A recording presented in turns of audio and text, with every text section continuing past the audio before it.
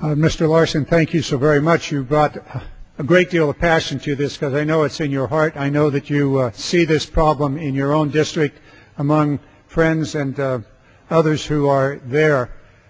I'm going to go through, and I want to turn back to my colleague from Ohio and California in a moment. I said there were 7 pieces of legislation that have passed, have been signed into law, and I'm going to go through them quickly because in their own way, each one of these has created economic growth and jobs here in California, in Ohio, and in other states across the nation. I mentioned the American Recovery and Reinvestment Act. We talked about the Worker Homeowner Ship and Business Assistance Act, first-time home buyers. Mr. Larson talked briefly about insurance reform, the way in which the insurance system discriminates against women, against people who have pre-existing conditions. That insurance reform was embodied in the Health Insurance Reform Act that passed this floor, and not one Republican voted for it. So there'll be a day of reckoning when somebody out there says, you know, my 23-year-old daughter can stay on insurance now because the Democrats and President Obama passed the Health Insurance Reform Act.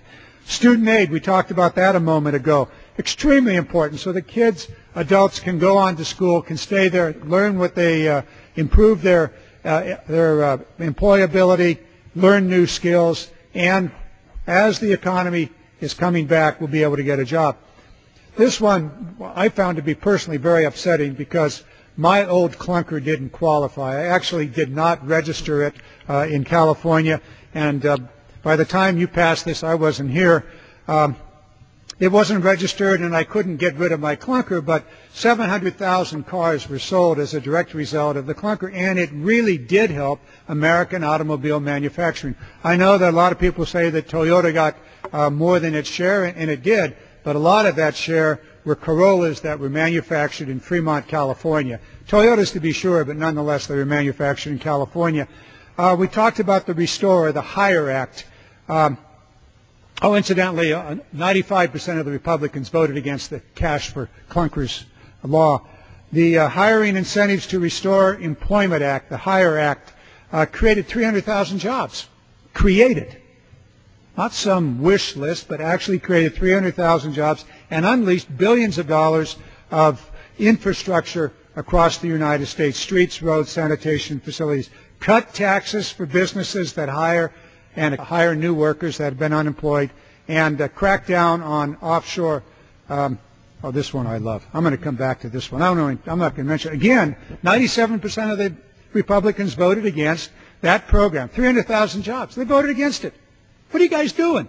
We need to put people to work. And finally, one that most of the Republican leadership opposed, eventually did become law, and many Republicans voted against this one, which was the Credit Card Holders Bill of Rights. Oh man, which one of us has not been ripped off by some credit card scheme or scam? But this really gives those of us that have credit cards, and I got more than I'd like to say in my pocket right now, gives us at least a little bit of an equal footing here on that. So here's 7 bills, all of them in one way or another providing, in this case, credit, the opportunity to get reasonable credit, hire people, cash for clunkers, education, health care, and other kinds of stimulus. Democrats in this side took it upon themselves to shoulder the burden, to pass the legislation necessary to put people to work. And my final point before I turn back to my colleagues is that the argument that I keep hearing is it'll raise the deficit. Yes. But we ought to understand where the deficit really came from, and we'll go through that. The deficit was really created as a result of 3 things. Keep in mind that when Clinton left office, this nation was in a surplus. We were running a surplus over half a trillion dollars. George W. Bush came in and did 3 things that created, as he left office for the next 10 years, an $11 billion deficit. 1, he started 2 wars, Iraq and Afghanistan, and didn't pay for them. Really the first time in American history. Secondly, he started Medicare Part D, the drug benefit, just under, I think, $700 to $800 billion in 10 years, not paid for. And thirdly, the Great Recession with the financial collapse. Those three things added up, beginning the day that Clinton took office. He was handed a $1.3 trillion debt given to him by the Bush administration. And if you look at the years out, continuing the Bush policy, that would add up to an $11 trillion deficit. We've got to put people to work. And the question that I always ask is, do you want tax takers, welfare recipients, who cannot get a job, cannot get unemployment insurance, or do you want taxpayers? The Democratic House has voted consistently to put people to work so that they could become taxpayers.